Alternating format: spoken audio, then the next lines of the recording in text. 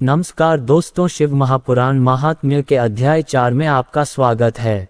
इस अध्याय में चंचुला की प्रार्थना से ब्राह्मण का उसे पूरा शिव पुराण सुनाना और समयानुसार शरीर छोड़कर शिवलोक में जा चंचुला का पार्वती जी की सखी होना का वर्णन किया गया है, जो इस प्रकार है। ब्राह्मण बोले, सौभाग्य की बात है कि भगवान शंकर की कृपा से शिव पुराण की इस वैराग्य युक्त तथा श्रेष्ठ कथा को सुनकर तुम्हें समय पर चेत हो गया है। हे ब्राह्मण पत्नी, तुम डरो मत, भगवान शिव की शरण में जाओ। शिव की कृपा से सारा पाप तत्काल नष्ट हो जाता है।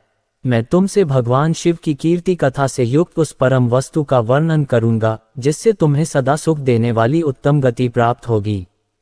शिव की उत्तम कथा सुनने से ही तुम्हारी बुद्धि इस तरह पश्चाताप से युक्त एवं शुद्ध हो गई है, साथ ही तुम्हारे मन में विषयों के प्रति वैराग्य हो गया है। पश्चाताप ही पाप करने वाले पापियों के लिए सबसे बड़ा प्रायश्चित है। सत्पुरुषों ने सबके लिए पश्चाताप को ही समस्त पापों का शोधक बताया है। पश्चाताप से ही पापों की शुद्धि होती है।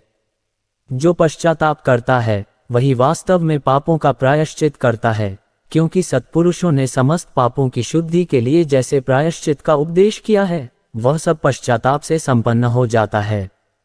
जो पुरुष विधिपूर्वक प्रायश्चित करके निर्भय हो जाता है पर अपने कुकर्म के लिए पश्चाताप नहीं करता, उसे प्रायः उत्तम गति नहीं प्राप्त होती, परंतु जिसे अपने कुकृत्य पर हार्दिक पश्चाताप होता है वह अवश्य उत्तम गति का भागी होता है, इसमें संशय नहीं है। इस शिव पुराण की कथा सुनने से जैसी चित्त शुद्धि होती है वैसी दूसरे उपायों से नहीं होती। जैसे दर्पण साफ करने पर निर्मल हो जाता है, उसी प्रकार इस शिव पुराण की कथा से चित्त अत्यंत शुद्ध हो जाता है, इसमें संशय नहीं है। मनुष्यों के शुद्ध चित्त में जगदम्बा पार्वती सहित भगवान शिव विराजमान रहते हैं। इससे वह विशुद्धात्मा पुरुष श्री शाम सदाशिव के परम पद को प्राप्त होता है। इस प्रकार यह कथारूपी साधन सभी प्राणियों के लिए उपकारी है और इसी कारण महादेव जी ने इसको आग्रहपूर्वक प्रकट किया है। इस कथा से भगवान उमापति का ध्यान सिद्ध हो जाता है। उस ध्यान से परम ज्ञान और उससे मोक्ष की प्राप्ति निश्चय ही होती है।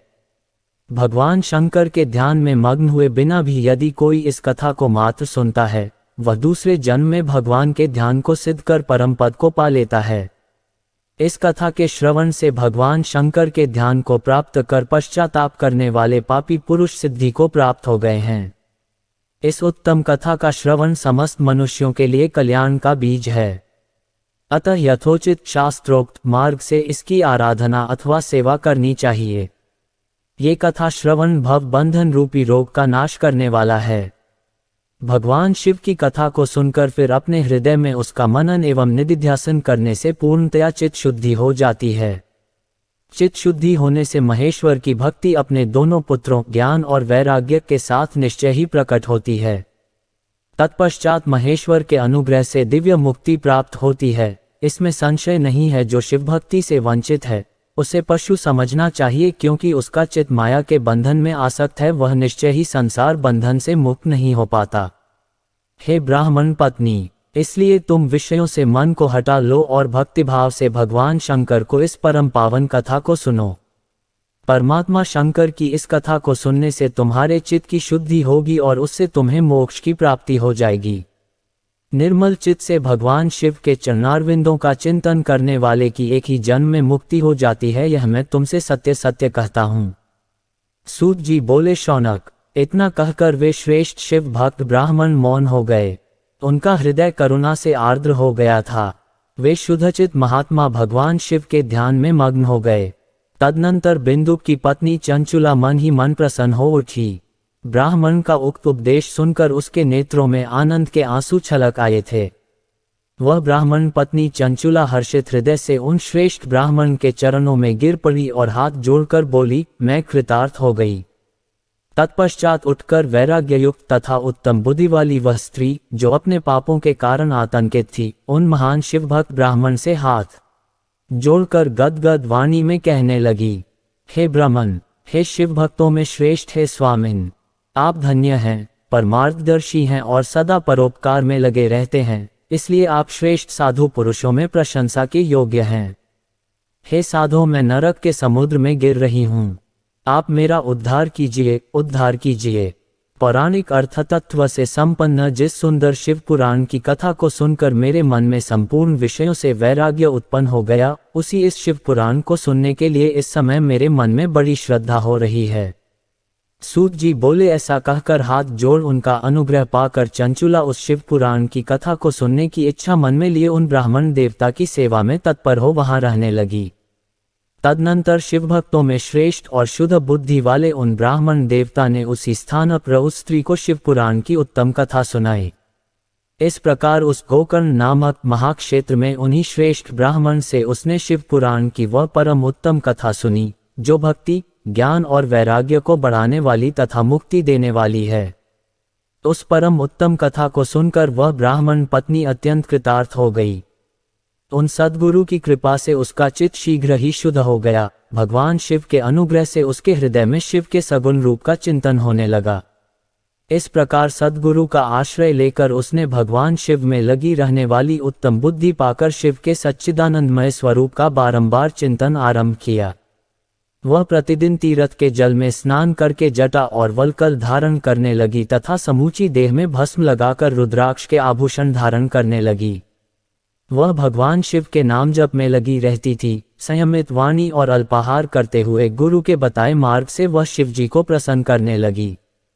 हे शौनक, इस प्रकार शंभू का उत्तम ध्यान करते हुए उस चंचुला का बहुत सा समय बीत गया। तत्पश्चात समय के पूर्ण होने पर भक्ति, ज्ञान और वैराग्य से युक्त हुई चंचुला ने अपने शरीर को बिना किसी कष्ट के त्याग दिया। इतने में ही त्रिपुर शत्रु भगवान शिव का भेजा हुआ एक दिव्य विमान द्रुत गति से वहां पहुंचा, जो उनके अपने गणों से संयुक्त और भांति भांति के शोभा साधनों से संपन्न था। चंचुला उस विमान पर आरूढ़ हुई और भगवान शिव के श्रेष्ठ पार्षदों ने उसे तत्काल शिवपुरी में पहुंचा दिया। उसके सारे मल धुल गए थे।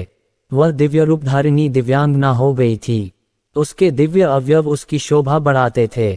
मस्तक पर अर्धचंद्र का मुकुट धारण किए वह गौरांगी देवी शोभाशाली दिव्य आभूषणों से विभूषित थी। वहां पहुंचकर उसने त्रिनेत्रधारी महादेव जी को देखा। ब्रह्मा, विष्णु आदि देवता उन सनातन शिव की सेवा कर रहे थे।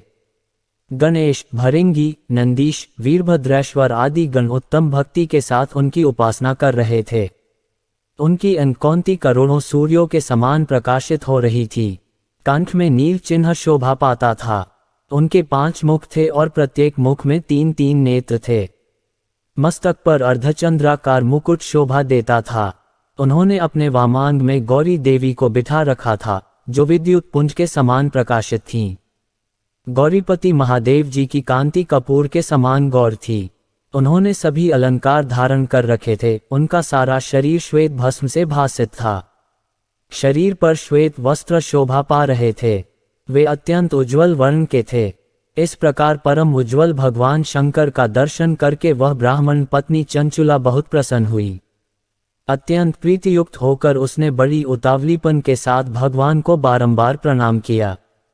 फिर हाथ जोड़कर वह बड़े प्रेम, आनंद और संतोष से युक्त हो विनीत भाव से खड़ी हो गई। उसके नेत्रों से आनंदाश्रुओं की अविरल धारा बहने लगी तथा संपूर्ण शरीर में रोमांच हो गया। उस समय भगवती पार्वती और भगवान शंकर ने उसे बड़ी करुणा के साथ अपने पास बुलाया और सौम्य दृष्टि से उसकी ओर देखा। पार्वती जी ने तो दिव्य रूपधारिणी बिंदु प्रिया चंचुला को प्रेमपूर्वक अपनी सखी बना लिया। वह उस परमानंद घन ज्योति स्वरूप सनातन धाम में अविचल निवास पाकर दिव्य सौख्य से संपन्न हो अक्षय सुख का अनुभव करने लगी। इस प्रकार श्री स्कंद महापुराण के अंतर्गत शिव पुराण महात्म्य में चंचुला सद्गति वर्णन नामक 4था अध्याय पूर्ण हुआ। वीडियो को अंत तक देखने के लिए धन्यवाद। कृपया इस वीडियो को अपने घर या आसपास के बुजुर्गों को शेयर करें, ताकि सावन माह में इस पवित्र कथा को सुनने का अवसर उन्हें भी मिले। अब अगले अध्याय में आपसे भेंट होगी। ओम नमः शिवाय।